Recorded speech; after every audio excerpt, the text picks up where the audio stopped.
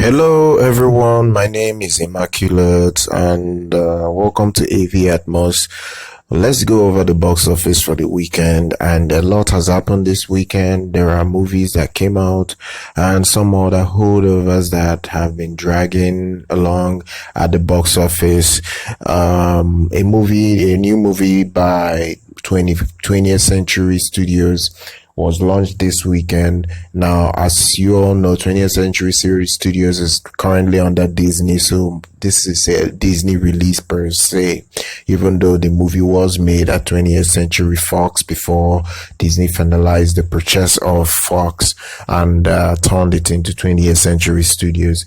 So the movie is not doing so well, considering its budget. It was produced for $125 million, and a movie like this needs to at least earn 50 to 70 million to justify, at least in America, to justify its opening weekend and its large amount of budget. And I'm even shocked that this movie has that massive amount of budget. So what's going on right now is that it didn't really perform very well at the United States box office. So we are just going to take a look at the rundown of the estimates for the entire weekend. Bear in mind that these are estimates. The real numbers will be published tomorrow, and once that is done, you will get the full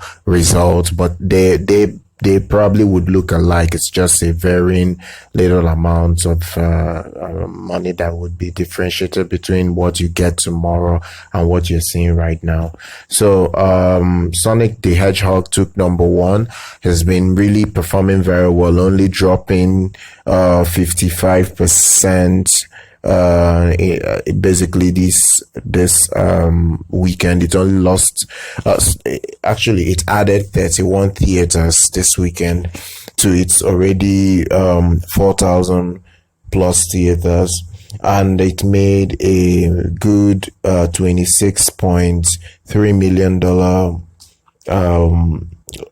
a weekend, and it only dropped 55%. The Call of the Wild, the new movie by Disney, didn't really perform very well, only making $24.8 million.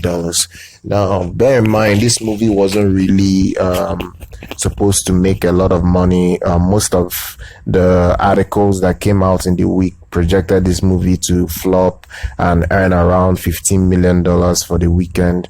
So for it to make 24 million, it's to a degree overperforming. But bear in mind, with a budget of 125 to 135 million dollars, with marketing, this movie probably cost around 180 million dollars to produce and market, and probably would need around 350 million to break even. So this is going to be a money loser for Disney currently, but I don't think it will be by a long margin if it can at least hit 200 million worldwide. Maybe it can stay on the ancillary market and gain most of its losses back over the years. Movies like Birds of Prey or Harley Quinn Birds of Prey, that's turned to right now, really fell badly this weekend. It's dropped to almost 60%, to date to only 59% this weekend, making only $7 million. And guys, this movie has already made 80% of its entire money, almost 85% as we speak. So whatever it's making from this week we are entering now, it's more or less icing on its cake. It's already a flop. The movie needs around 250 million to 300 million to break even, and by the worldwide numbers that I'm seeing, which I will get to in a little while, it's not looking very good for the fantabulous emancipation of one Harley Quinn film. It's marketed at the wrong audience, and the men that could have gone to watch this film were pushed away with the marketing and the way the movie was made, because I've seen this movie. It was agenda driven, more or less making the male gender look bad throughout the movie, and I've never really been one to support such a film whatsoever. You don't push away the gender that really puts money in your pocket, make the men look bad, and you expect the same men to come and watch your movies. It doesn't really work that way. So Birds of Prey is flopping because it deserves what's it's getting right now. It wasn't a good movie by any stretch, and whether people like to hate on me or not, the truth is the truth. The movie is not a good movie by any stretch. I'm sorry, but this is not the Harley Quinn I know in the comics. This is not the Harley Quinn I've watched the animated series, and this is not the Harley Quinn that I've come to love. So whatsoever the case is, it is what it is. It's a flop. So guys, let's move on to the next movie. Bram's The Boys 2 made 5.9 million. Is a sequel to the 2016 horror movie called The Boy. So it's already made back its money because the movie was made for only $3 million, even though it has terrible reviews and has about 9% on Rotten Tomatoes. It's already made back its money. Most of these Blumhouse productions, they are very cheap, and they tend to make back their money quite easily at the box office. Movies like Bad Boys for Life made 5.8 million. It's already at $191 million. Should get to 200 million before it goes out of the theaters, and has been a fantastic run for Sony Pictures. I'm really impressed with the movie. Honestly, it's already closing in at 400 million worldwide, but I'll get to the worldwide total in just a bit. 1917 made 4.4 million this weekend. It has a total of 151 million in the United States. It's doing very well, even in America and in the overseas market as well. So this one has been a win for Universal Picture, considering that they have had multiple flops.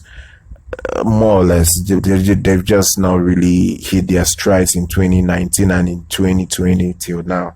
So this is kind of like a win for them. Fantasy Island made 4.1 million this weekend, making total of 20 million. So it's a win because the movie was produced for $9 million, and it's still, if I'm not mistaken, I think it's a Blumhouse production, even though Sony Pictures is distributing the movie. But I have to confirm whether it's from Blumhouse Pictures, and we'll see, guys. Parasite has made $3.1 million over the weekend. It's already close to $15 million in the United States. So it's a big movie. It's a big hit, honestly. Jumanji is still in the top 10. Guys, Jumanji in its 11th weekend is still in the top 10. This movie has been out for the past 3 freaking months. 3 months. In fact, this week we're entering, we'll make it 3 long months. This movie has been out in theaters and is still in the top 10. That is an incredible feat. That's just really crazy. It made another $3 million for a total of $311 million in the United States. Incredible. That honestly, just incredible. Currently worldwide, it's already at 788 million. It should get to 800 million worldwide before it's done. The Photograph made 2.8 million. Total is 17.6. Doolittle made 1.8 million. Total is 74.5. Downhill, the new film, made 1.4. Total is 7 million. And the final one is The Gentleman, made 1.2 million.